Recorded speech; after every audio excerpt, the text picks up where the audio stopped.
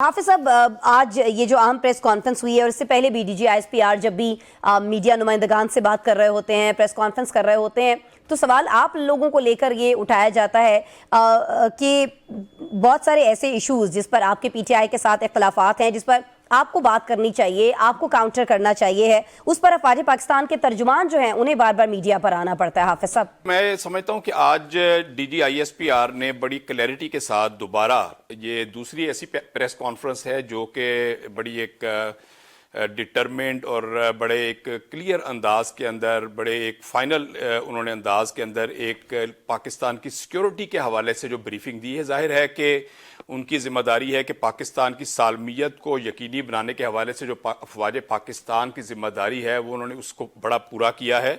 और पाकिस्तान की सिक्योरिटी और उसके मसाइल के हवाले से जो इस वक्त मसाइल से पाकिस्तान दो चार है और जो मारूजी हालात हैं इस मुल्क के, और पाकिस्तान की मशरकी सरहदें और मगरबी सरहदें, दोनों को उन्होंने डिस्कस किया है। और उस हवाले से जो हमारे अंदरूनी हालात भी और जो बैरूनी हालात हैं उस हवाले से बड़ी क्लैरिटी से एक उन्होंने अपने एक मौक़िफ़ का इजहार किया है। और इस बात के ऊपर बड़ा एक क्लियर उन्होंने अपना स्टैंस बता दिया है कि टेररिज्म की किसी एक्टिविटी को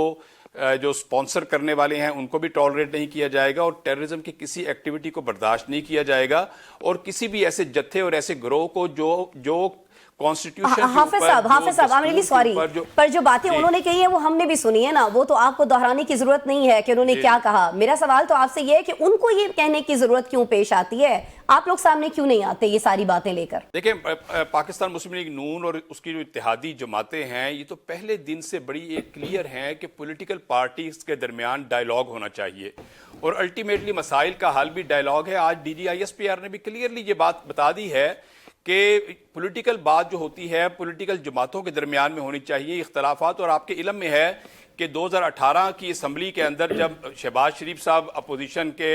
लीडर थे तो उन्होंने उस वक्त मौके पर भी मिसाक मईशत के हवाले से डायलॉग की बात की थी कि आप बेशक अपने केसेस चलाएं, आप हमें जेलों में डालें, आप जितना विक्टिमाइज करना है करें, लेकिन हम मिसाक मईशत पर हम इकट्ठे हो जाते हैं और इस मामले पे डायलॉग करते हैं ताकि पाकिस्तान की जो मौशी तरक्की का जो रिवर्स गियर लग गया है इसको रोका जाए और पाकिस्तान दोबारा फॉरवर्ड जाए। लेकिन आपको याद होगा कि उस वक्त के जो नियाजी साहब थे, जो वजीर आजम थे, उन्होंने यकसर इसको रिजेक्ट कर दिया था और बड़ा मजाक उड़ाया था कि ये अपने केसों से बचने के लिए शायद इस तरह की ऑफर कर रहे हैं। अच्छा, अब आज देखिए कि पाकिस्तान मुस्लिम लीग नून इक्तदार के अंदर है, इत्तेहादी जमातें इक्तदार के अंदर हैं, इसके बावजूद बारहा उन्होंने ये कहा कि हम डायलॉग के लिए भी तैयार हैं।